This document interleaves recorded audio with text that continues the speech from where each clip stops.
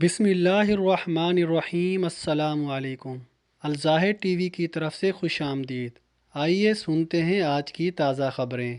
متحدہ عرب امارات میں عید الفطر کی چھٹیوں کا اعلان کر دیا گیا۔ ملازمین کو اس بار عید کے موقع پر 5 چھٹیاں دی جائیں گی جو 29 رمضان سے 3 شوال تک ہوں گی۔ رمضان المبارک مسلمانوں کے لیے اللہ تعالیٰ کی طرف سے ایک انمول تحفہ ہے۔ اس مہینے کے دوران تمام امت مسلمہ روزوں اور عبادات میں مشغول ہو جاتی ہیں۔ مقصد اللہ کی خوشنودی اور آئندہ کے لیے گناہوں سے توبہ کرنا ہے۔ رمضان المبارک ایک آزمائش ہے جس کے بعد اللہ تعالیٰ کی جانب سے انہیں عید الفطر کی تہوار کی صورت میں خوشیاں منانے کا بھرپور موقع فراہم کیا جاتا ہے۔ متحدہ عرب امارات میں عید الفطر کے تعطیلات کا اعلان کر دیا گیا۔ سرکاری ملازمین و محکموں سے متعلق وفاقی ادارے کی جانب سے اعلان کیا گیا ہے کہ اس بار تمام سرکاری ملازمین کو عید الفطر کے موقع پر 5 چھٹیاں دی جائیں گی۔ ملازمین کی پہلی چھٹی 29 رمضان المبارک سے شروع ہوگی جو کہ 3 شوال تک جاری رہیں گی۔ اس طرح ملازمین مسلسل 5 دن تک عید الفطر کی چھٹیوں سے لطف اندوز ہوں گے۔ یہاں یہ بات قابل ذکر ہے کہ گزشتہ سال عید الفطر کے موقع پر اماراتی حکومت نے سرکاری اور نجی شعبے کے ملازمین کو برابر چھٹیاں دی تھیں، جس کا نجی شعبے کے ملازمین کی جانب سے بہت خیر مقدم کیا گیا تھا۔ اس بار بھی امکان ظاہر کیا جا رہا ہے کہ نجی شعبے کے ملازمین کو بھی سرکاری ملازمین کی طرح 5 چھٹیاں دی جا سکتی ہیں، تاہم نجی ملازمین کی چھٹیوں کے حوالے سے اماراتی حکومت اگلے چند روز میں الگ سرکلر جاری کرے گی۔ کرفیو کے دوران باہر نکلنے کے لیے پرمٹ لازمی ہوگا۔ رات 10 بجے سے صبح 6 بجے کے دوران کرفیو مہم کے دوران پرمٹ کے بغیر باہر نکلنے پر قانونی کارروائی ہوگی۔ ابوظہبی پولیس نے اعلان کیا ہے کہ کرفیو کے اوقات میں گھروں سے باہر نکلنے پر پابندی ہوگی۔ ابوظہبی میڈیا آفس کے ٹویٹر اکاؤنٹ پر آگاہ کیا گیا ہے کہ رات 10 بجے سے صبح 6 بجے تک کرفیو کے اوقات میں کسی کو گھر سے باہر آنے کی اجازت نہیں ہوگی۔ گھروں سے باہر نکلنے کے لیے پہلے آن لائن پرمٹ حاصل کرنا پڑے گا۔ یہ پرمٹ مخصوص وقت کے لیے کارآمد ہوگا۔ اگر کوئی شخص پرمٹ کے بغیر گھر سے نکلے گا تو اسے بھاری جرمانہ ادا کرنا ہوگا۔ یہ on line permit Abu Dhabi police کی ویب سائٹ @policegovernment.ai سے حاصل کیا جا سکتا ہے۔ البتہ کسی ضروری سامان اور ادویات کی خریداری یا میڈیکل ایمرجنسی کی صورت میں کرفیو کے اوقات میں گھر سے باہر نکلا جا سکتا ہے۔ شارجہ کے ایپکو ٹاور میں آتش زدگی کے بعد حکومت نے اہم فیصلہ کر لیا۔ 150 بلڈنگ میں المونیم اور آگ پکڑنے والا میٹیریل جلد ہٹا دیا جائے گا۔ چند روز قبل شارجہ کے 39 منزلہ ایپکو ٹاور میں خوفناک آگ لگ گئی تھی جس میں متعدد افراد زخمی بھی ہوئے، تاہم خوش قسمتی سے کسی انسانی جان کا ضیاع نہیں ہوا۔ البتہ رہائشی افراد کا کروڑوں روپے کا سامان ضرور نذر آتش ہو گیا۔ تحقیقات کے نتیجے میں پتہ چلا ہے کہ اس بلڈنگ میں المونیم کے پینل استعمال کیے گئے تھے جو آگ بھڑکانے کا سبب بنتے ہیں۔ ایک سگریٹ کے ٹکڑے کی وجہ سے دیواروں پر لگے المونیم پینلز نے تیزی سے آگ پکڑی اور دیکھتے ہی دیکھتے کثیر المنزلہ عمارت کی کئی منزلیں لپیٹ میں آ گئیں۔ شارجہ پولیس کے سربراہ میجر جنرل سیف الشمسی نے بتایا کہ آتش زدگی کے اس واقعے کے بعد ایک اہم فیصلہ کر لیا گیا ہے جس کے مطابق بلڈنگ کی دیواروں پر ایسا میٹیریل لگانے پر پابندی ہوگی جو آگ کو بھڑکانے اور تیزی سے پھیلانے کا باعث بنتا ہے۔ اس میں المونیم بھی شامل ہے تاکہ لوگوں کی زندگیوں کو خطرات لاحق نہ ہوں۔ شارجہ سول ڈیفنس کے سربراہ کرنل سمیع النقبی نے بتایا کہ شارجہ کے فرمانروا ڈاکٹر سلطان بن محمد القاسمی نے اعلیٰ حکام کو ہدایت کر دی ہے کہ آئندہ سے امارات میں المونیم پینلز کا استعمال نہ کیا جائے۔ امارات کے نجی ادارے ملازمین کی نوکریاں ختم کرنے سے پہلے ان کی رہائش کا بندوبست کریں۔ کوئی نجی ادارہ ملازمین کی رضامندی کے بغیر ان کی تنخواہوں میں کمی نہیں کر سکتا۔ اماراتی وزارت برائے افرادی قوت نے گزشتہ دنوں ایک حکم نامہ جاری کیا تھا جس کے تحت نجی کمپنیاں اپنے ملازمین کو کورونا وائرس کے حالیہ بحران کے پیش نظر ملازمتوں سے فارغ کر سکتی ہیں اور ان کی تنخواہوں میں کمی بھی کر سکتی ہیں۔ تاہم نجی کمپنیوں کے مالکان نے اس حکم نامے کو سمجھے بغیر ہی اپنے ملازمین کی تنخواہوں میں کمی کرنا شروع کر دی ہے۔ اس حوالے سے متحدہ عرب امارات کے ایک معروف وکیل ابراہیم الحسونی نے الامارات الیوم سے بات کرتے ہوئے کہا ہے کہ نجی اداروں کی جانب سے وزارت کے فیصلے کی اپنی مرضی کی تشریح کی جا رہی ہے جو کہ ان کے حق میں نقصان دہ ثابت ہو سکتی ہے۔ ابراہیم الحسونی نے کہا کہ وزارت افرادی قوت نے اپنے فیصلے میں واضح کیا تھا کہ نجی ادارہ کسی بھی ملازم کی تنخواہ اس کی منظوری کے بغیر گھٹانے کا مجاز نہیں ہے۔ پہلے سے ملازم کی منظوری لے کر ملازمت کے معاہدے میں ترمیم کرنی ہوگی۔ ملازم کی مرضی کے بغیر اگر کوئی مالک یا ادارہ اس کی تنخواہ گھٹاتا ہے تو اس کے خلاف شکایت درج کرائی جا سکتی ہے۔ وزارت کی جانب سے یہ بھی کہا گیا ہے کہ اگر کوئی نجی ادارہ اپنے ملازمین کی نوکریاں ختم کرتا ہے تو ایسا کرنے سے قبل انہیں ملازم کی رہائش کا انتظام کرنا ہوگا اور ان کے واجبات بھی ادا کرنا ہوں گے۔ وزارت نے یہ فیصلہ کرتے وقت اب ملازمین اور آجر دونوں کے مفادات کو سامنے رکھا ہے۔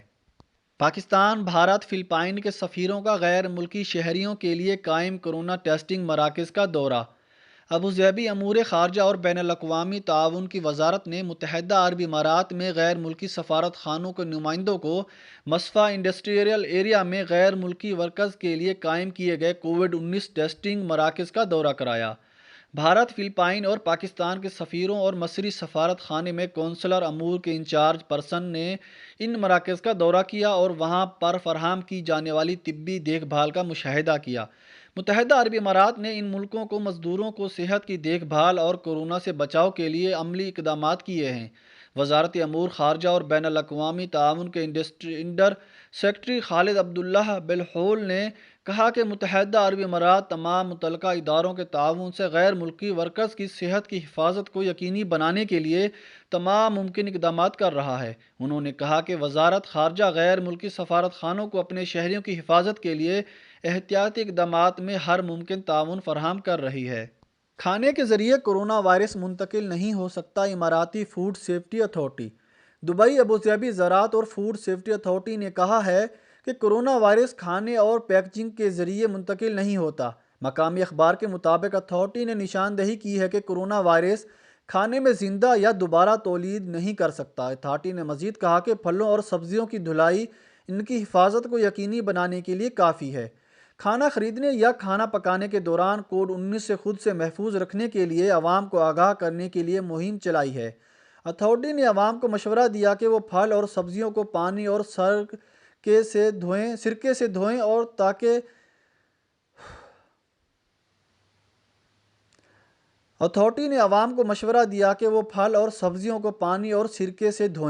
یہ یقینی بنایا جا سکے کہ کھانا محفوظ ہے، اور انہوں نے مزید کہا کہ 70 ڈگری یا اس سے زیادہ درجہ حرارت پر کھانا پکانے سے وائرس ختم ہو جاتا ہے۔